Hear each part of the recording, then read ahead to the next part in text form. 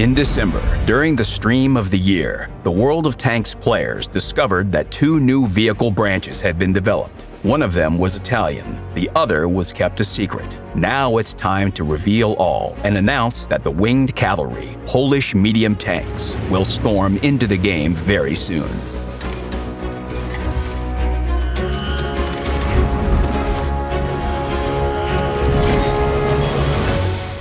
A little bit of history. After World War II, Poland, being a member of the Warsaw Treaty Organization, was a fast-developing European country. In this sense, it's not surprising that the Polish tank building at the time was influenced not only by the new Soviet engineering knowledge, but also the research that led to the creation of the Wehrmacht armored vehicles. The influence of the Soviet tank building school is seen in the design of the CS-44. The simple shape of the welded turret is a technology-based solution and cheap to produce. The Soviet roots can also be seen in its quite advanced running gear, but the side screens are clearly based on analyzing the Wehrmacht after the end of World War II. The CS-53's bustle rack means that the Polish designers knew about details that had come from the Western tank building schools.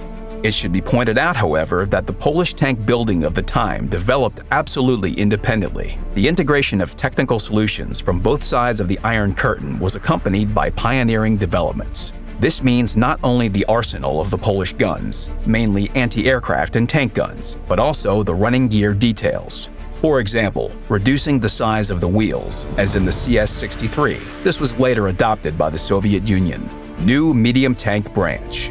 There were not enough medium tanks in Poland at the time to compile a fully fledged vehicle branch. However, the blueprints and drafts of possible vehicles have survived. Keeping to the engineering logic and using the known solutions of the Polish designers, we implemented these vehicles in the game. It's planned that the Polish medium tank branch will include 6 vehicles from Tier 5 to Tier 10. Additionally, there will be a premium Tier 8 tank. The transition to the newcomers will start with the 14 TP at Tier 4. Setting the characteristics of the new vehicles will take some more time, but we can already talk about the vision we have for the Polish medium tanks. Tier 5. The first vehicle in the new branch is the DS-PZINS-1 at Tier 5. This is a pilot project for a medium tank, which was being developed in the late 1930s. However, development was interrupted by the German invasion of Poland. It continues the same train of thought as the 14 TP, but also shows the traits of a medium tank. This affects the tank behavior. Unlike the well-armored vehicles in the heavy tank branch, the new medium tanks will be faster and more maneuverable. Tier 6. The vehicle at Tier 6 has a surprising name for a tank, BUGI. It looks just like what you'd expect from a tank with such a catchy name. Conceptually, it's similar to the 25 TP Ksust 2. It's a medium tank with clear advantages, but also without clear drawbacks. There are no experiments at Tier 7, either in the vehicle name or behavior. CS-44 is a fully formed Polish medium tank in terms of characteristics and gameplay style. The top 100mm gun with good gun depression angles allows the vehicle to play well on any terrain. You can fire without exposing your hull and stay in relative safety. Tier 8. At the moment, 2 Polish Tier 8 medium tanks are in the works. Potentially, one vehicle will end up in the tech tree, and the other will become a premium tank. The silhouette of the CS-52 resembles the Soviet T-44, and that's no accident. The Polish vehicle designs in the early 50s were inspired by the experience of the Soviet engineers. The CS-52 and higher-tier tanks aren't too tall and have good gun depression angles. This is a support vehicle capable of helping the Allies in every direction, especially if there are terrain folds. The other Tier 8 tank is called CS-53. This is a tank pilot project from the early 1950s. When designing this vehicle, the Polish looked to the technical and layout solutions implemented in then new mass-produced T-54 Soviet tanks. But those working on the project had enough of their own ideas for the vehicle to look and act in battle in its own way. It's largely about its gun. The Polish 100mm gun deals decent damage. Also, good gun depression angles allow the CS-53 to hold positions unavailable to the T-54. Which of the 2 vehicles will become researchable, and which one will be premium? This will be known after testing. Tier 9. Tier 9 is occupied by the CS-59. Basically, this is a qualitative development of the ideas from the previous vehicles. It has stronger armor, a gun of a larger caliber, and better gun depression angles. Tier 10.